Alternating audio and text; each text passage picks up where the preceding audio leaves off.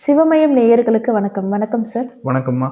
DNA அஸ்ட்ராலஜில 10th, 12th முடிச்ச பசங்களுக்கு, இப்ப எழுதிட்டு இருக்க பப்ளிக் எக்ஸாம் எழுதிட்டு இருக்க பசங்களுக்கு வந்து நெக்ஸ்ட் என்ன படிக்கலாம் அப்படின்னு சொல்லிட்டு ஒரு பேரண்ட்ஸ்க்கு நீ அட்வைஸா கொடுக்கறதா இருந்தாலும் சரி, இல்ல பசங்க ஒரு இன்ட்ரெஸ்டா ஒரு படிப்பு படிக்கணும்னு இருக்கிறாங்க.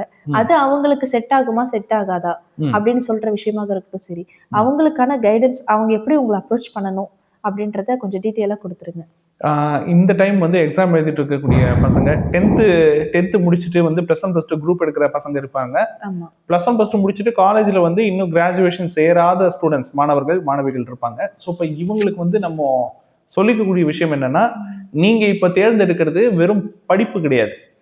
நீங்க இப்ப தேர்ந்தெடுக்கிறது துறை. அது வெறும் துறை கூட கிடையாது. உங்களுடைய 20-30 வருஷம், குறைஞ்சது ஒரு 30ல இருந்து ஒரு 40 வருஷம் நீங்க பயணிக்கக்கூடிய தொழில் துறையினுடைய அந்த ஆரம்ப புள்ளி, அதுக்கான படிப்பை தான் இப்ப நீங்க தேர்ந்தெடுக்க போறீங்க. அப்போ படிச்சுட்டு அதுக்கான துறையில கரெக்டா போய் உட்காரணும். ஜாபா இருக்கலாம், இல்ல பிசினஸா இருக்கலாம், ஃப்ரீலான்சரா நீங்க ஏதாவது பண்ணலாம். ஓகேங்களா? படிச்சுட்டு கரெக்டா அதுக்கான துறையில போய் உட்காரணும். அந்த முதல் கோணல் முற்றிலும் கோணல் ஆயிடக்கூடாது. முதல் போடக்கூடிய அந்த கோடே கரெக்டான ஒரு கோடாக, ஒரு ஓவியமாக அது வந்து இருக்கணும் அப்படின்னா, அதற்கான சரியான காலகட்டம் இதுதான். இந்த எக்ஸாம் முடிச்சுட்டு நீங்க வந்து எடுக்க போற குரூப் வந்து 2 விஷயம் உங்களோட ஜாதகத்தை பொறுத்த வரைக்கும். என்னன்னா, சில ஜாதகங்கள்ல சில துறைகளை எடுக்கிறதுக்கு அனுமதியே இருக்காது. நம்ம பார்த்துருக்கோம்ல, என்ஜினியரிங்கா இருக்கலாம், மெடிசனா இருக்கலாம், ஐடியா இருக்கலாம், அல்லது வந்து உங்களுக்கு வந்து ஹேக்கிங்கா இருக்கலாம், இல்ல வேற ஏதாவது கிராஃபிக்ஸ் டெக்னாலஜியா இருக்கலாம், அல்லது மெக்கானிக்கலா இருக்கலாம், பயோமெடிக்கலா இருக்கலாம். அந்த மாதிரி நூற்றுக்கணக்கான துறைகள் இருக்குது. எல்லா துறையிலையும் எல்லாரும் நுழைவதற்கான அனுமதி எல்லா ஜாதகத்திலையும் கிடையாது.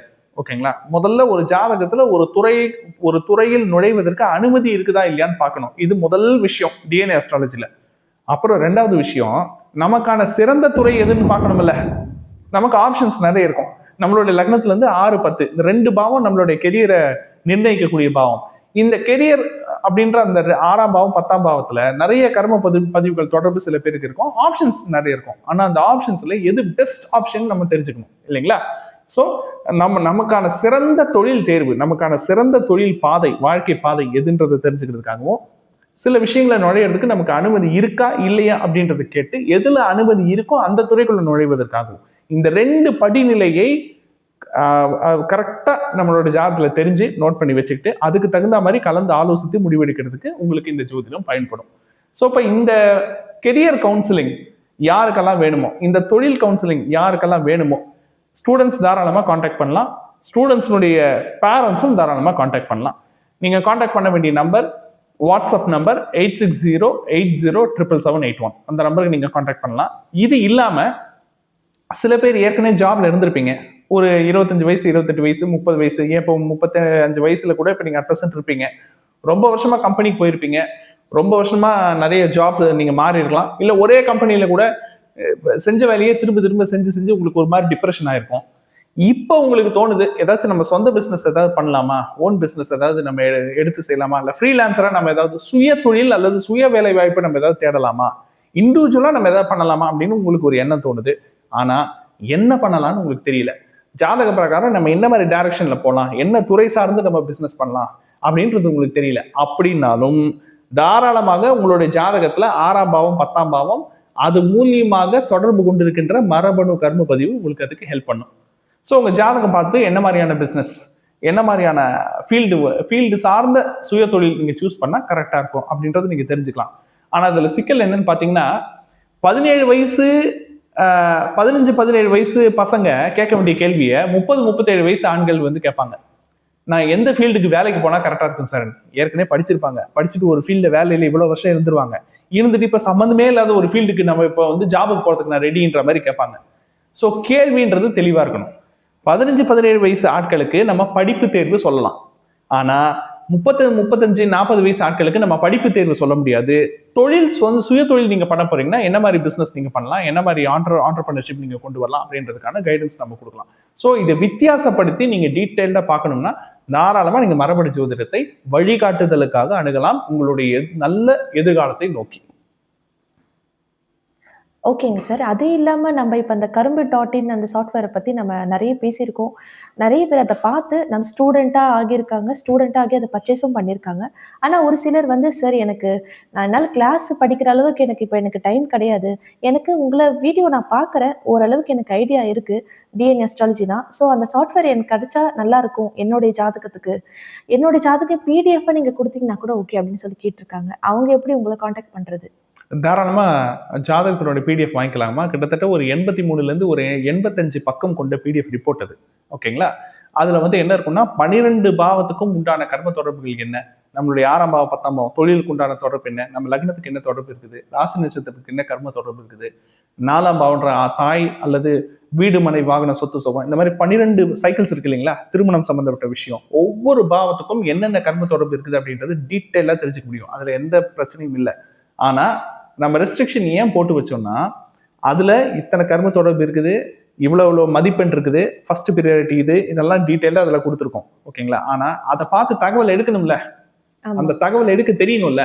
அது ஏற்கனவே நம்ம கிட்ட பல வருடம் டிஎன்ஏ அஸ்ட்ராலஜி கத்துக்கிட்டு இப்ப நம்மளோட ஸ்டூடெண்ட்ஸா இருக்கிறவங்க, இல்ல நம்ம கிட்ட இந்த recordings, video recording, audio recording எல்லாம் வாங்கினவங்க, டிஎன்ஏ அஸ்ட்ராலஜி பத்தி ஓரளவுக்கு பரிச்சயமான அனுபவம் கொண்டவர்கள், நம்ம ஸ்டூடெண்டா இருக்கிறவங்களுக்கு ஓரளவுக்கு அந்த கர்ம தொடர்பை பார்த்து அவங்களுக்கு என்ன இன்ஃபர்மேஷன் தேவையோ, என்ன கைடன்ஸ் தேவையோ, எந்த விஷயத்துல முடிவு எடுக்கணுமோ கரெக்டா அதுல பயன்படுத்திக்க தெரியும். எதுவுமே தெரியாத மக்களுக்கு தெரியாதுல்ல. இப்ப அவங்க சார் 85 பக்கம் இருக்குது, ஆனா அதை எங்களுக்கு பார்க்கும்போது ஒண்ணுமே புரியலன்னு சொல்லுவாங்க. ஓகேங்களா? அப்படி சொல்றவங்க நம்மளுடைய சாஃப்ட்வேரை லைசன்ஸோட பர்ச்சேஸ் பண்ணி அவங்க 1 வருஷம் யூஸ் பண்ணி குடும்பத்தில் இருக்கிறவங்க எல்லாருடைய ஜாதகம் ஜென்ரேட் பண்ணி எந்த பிரயோஜனமும் கிடையாது. ஓகேங்களா? ஏன் பிரயோஜனம் கிடையாதுன்னா, எல்லாமே 85 பக்கம் மாதிரி ஸ்டோர் மட்டும் பண்ணி வச்சிருப்பாங்க. கரெக்டுங்களா? அப்ப அதுல அவங்களுக்கு எதுவுமே புரியாது. அப்படி இருக்கிறவங்க என்ன பண்ணிக்கலாம்னா, வெறும் அவங்களுடைய ஜாதக பிடிஎஃப் மட்டும் வேணா வாங்கி வச்சுக்கலாம். ஓகேங்களா? பிடிஎஃப் வாங்கி வச்சுக்கலாம். அதுக்கான பேமெண்ட் எங்கிட்ட நீங்க கேட்டீங்கன்னா அதுக்கான என்ன பேமெண்ட் டீடைல்ஸ் நான் சொல்லுவேன். நீங்க சொல்லிட்டீங்கன்னா உங்களுடைய டேட் ஆஃப் பர்த் கொடுத்துட்டீங்கன்னா உங்களுடைய ஜாதகத்துக்கான பிடிஎஃப் மட்டும் உங்களுக்கு கிடைக்கும். அந்த பிடிஎஃப் கூட யாருக்கு பயன்படும்னா, நீங்க சொன்ன மாதிரி யூடியூப்ல நம்மளுடைய நிறைய கர்மா பத்தின லெசன்ஸ் நம்ம ஃப்ரீயாவே நிறைய தகவல் கொடுத்துருப்போம் இல்லையா? 27 நட்சத்திரத்துக்கான கர்மா டீடைல்ஸ் என்ன நம்ம யூடியூப்ல சொல்லிட்டோம். அந்த கர்மானுடைய பிளஸ் என்ன மைனஸ் என்ன நம்ம நிறைய இன்டர்வியூஸ்ல பேசியிருக்கோம். அதை பார்த்து பார்த்து பார்த்து நம்ம கிட்ட ஸ்டூடெண்டா சேராமையே மானசீக ஸ்டூடெண்டா நிறைய பேர் இருக்காங்க. ஓகேங்களா? அவங்களே ஒரு ஜாதகத்தை பார்த்து இவங்களுக்கு இந்த கெரியர் தான் கரெக்டா சூட் ஆகும், விஷால் சார் வீடியோல சொல்லியிருக்காரு, சோ இந்த பாவத்துக்கு இந்த கர்மா கனெக்ட் இருக்குன்னு அவங்களே செல்ஃபா ஏகலைவன் சொல்லுவாங்க பாருங்க, செல்ஃபா பிராக்டிஸ் பண்ணி ஒரு ஏகலைவன் ரேஞ்சுக்கு டெவலப் ஆயிருப்பாங்க. அந்த மக்களுக்கு இந்த பிடிஎஃப் பயன்படும். ஓகேங்களா? ஏன்னா அவங்களுக்கு வந்து நம்ம கிட்ட ஸ்டூடெண்டா சேர்ந்து சாஃப்ட்வேர் பர்ச்சேஸ் பண்ணி தான் ஜாதகம் ஜென்ரேட் பண்ணணும்னு அவசியம் கிடையாது. ஸோ அந்த மாதிரி மக்களுக்கு இந்த பிடிஎஃப் தாராளமாக பயன்படும். எனக்கு டிஎன்ஏ அஸ்ட்ராலஜி பத்தி எதுவுமே தெரியாது சார், நீங்க ஏதோ கர்மான்னு சொல்றீங்க, எதுவுமே தெரியாது, எனக்கு ஒண்ணுமே தெரியாது, நான் வெறும் கஸ்டமர் சார். ஓகேங்களா? எனக்கு என்னோட ஜாதகத்துக்கு வழிகாட்டுதல் கன்சல்டேஷன் மட்டும் வேணும் அப்படின்னு கேட்கறவங்க தாராளமா நீங்க கன்சல்டேஷன் புக் பண்ணி கன்சல்டேஷன் எடுத்துக்கலாம். அவங்களுக்கு அந்த பிடிஎஃப் ஒன்றும் பிரயோஜனம் கிடையாது. ஏன் பிரயோஜனம் கிடையாதுன்னா, பிரயோஜனம் இருக்கு, அது வேல்யூவான பிடிஎஃப் தான், ஆனா அதை பார்த்து புரிஞ்சுக்கிற அளவுக்கு நமக்கு பக்குவம் வேணும்ல. கண்டிப்பா. ஓகேங்களா? அடிப்படையா நீங்க நம்மளோட வீடியோஸ் நிறைய ஃபாலோ பண்றீங்க, ஒரு ஸ்டூடெண்ட் அளவுக்கு உங்களுக்கு ஓரளவுக்கு டிஎன்ஏ நாலேஜும் எக்ஸ்பீரியன்ஸும் டிஎன்ஏ அஸ்ட்ராலஜி நாலேஜ் எக்ஸ்பீரியன்ஸ் இருக்குன்னா நீங்க தாராளமா அந்த பிடிஎஃப் வாங்கிக்கலாம். அப்படி உங்களுக்கு அந்த நாலேஜ் இல்லைன்னா நீங்க பிடிஎஃபோட சேர்த்து கன்சல்டேஷன் புக் பண்ணிக்கிறது பெட்டர். ஸோ இதுதான் வந்து ஸ்டூடெண்ட்ஸுக்கும் பப்ளிக்குமான வித்தியாசம். ஓகேங்க சார்.